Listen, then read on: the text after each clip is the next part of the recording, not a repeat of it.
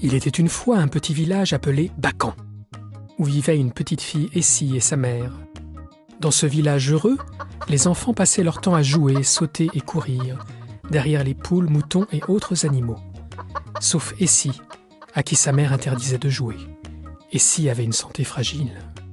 Comme j'aimerais tellement jouer avec toi. Un jour, toi aussi tu pourras t'amuser. Ça fait des années que tu me dis la même phrase, maman. Tu guériras un jour. Tu dois avoir confiance. Emmène-moi dans la forêt rencontrer les Anjonou. Eux pourront me guérir avec leur médecine magique. Qui t'a raconté ces légendes, hein? Il n'y a pas de génie guérisseur qui se cache dans la forêt et aucun chasseur de notre village n'a croisé ces sorciers. Mais maman, moi je sais qu'ils existent. Ça suffit ici. Je ne veux plus t'entendre me parler de tout ça. Je veux juste guérir. Un matin, très tôt, alors que le soleil brillait déjà sur Bacan, Essie, après s'être assurée que personne ne faisait attention à elle, s'engouffra dans la forêt. De toute façon, personne ne fait attention à moi. Après avoir marché plusieurs heures sans voir âme qui vive et surtout aucun génie, Essie, découragée, s'arrêta à la croisée de 3 chemins, ne sachant pas lequel choisir. Je me suis perdue.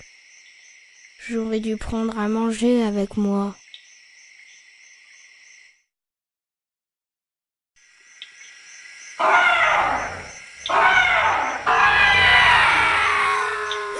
C'était quoi ça?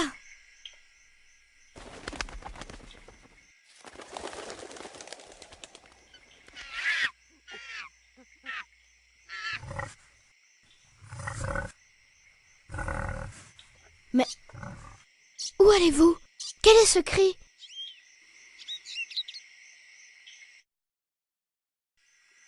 Oh, une petite fille qui a dû désobéir à ses parents.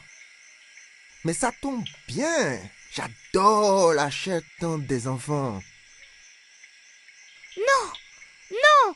Au secours! À l'aide!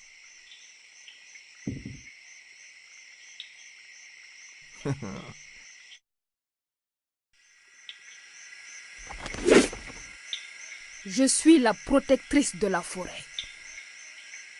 Anjonou, cette humaine n'est ni un animal de la forêt, ni un chasseur que tu dois protéger.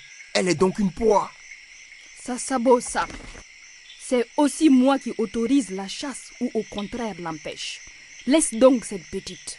Tu ne m'empêcheras pas de profiter de ce délicieux repas. Sorcière!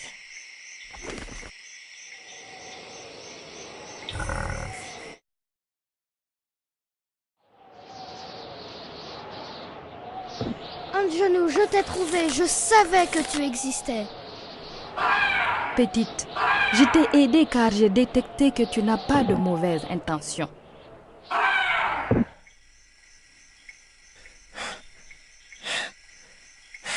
Tu me le paieras! Anjonou, je suis malade. Il faut que tu me guérisses.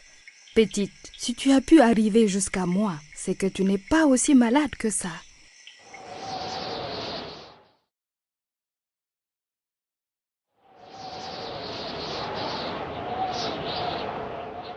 Merci. Va, je m'occupe de Sasa Bossam. Un conseil, les enfants doivent toujours obéir aux parents.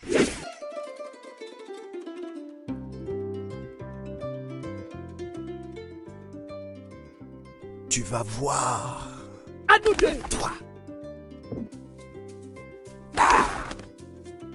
C'est ainsi que tout le village fit une grande fête en l'honneur du retour d'Essie. Tu me pardonnes, maman, de t'avoir désobéi.